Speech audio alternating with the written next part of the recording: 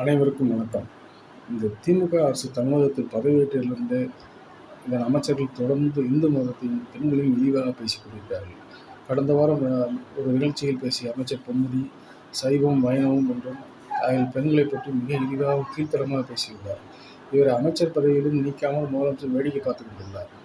இவர் ஏற்கனவே கடந்த வருடம் பெண்களை பார்த்து ஓசி எல்லாம் ஓசி, அவங்களுக்கு இலவச பஸ் பாஸ் கொடுக்குறோம் எல்லாம் ஓசி வந்து மக்களை பார்த்து ஓசி என்று கூறினார்.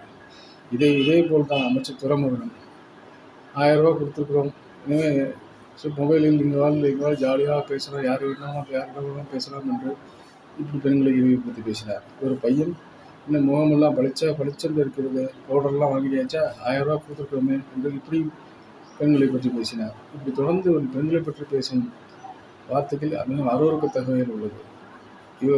இந்த அரசு பெண்களுக்கு எதிராகத்தான் உள்ளது. குறிப்பாக இந்து மதத்துக்கும் பெண்களுக்கும் எதிராக அந்த அரசு செயல்பட்டு கொண்டிருக்கிறது.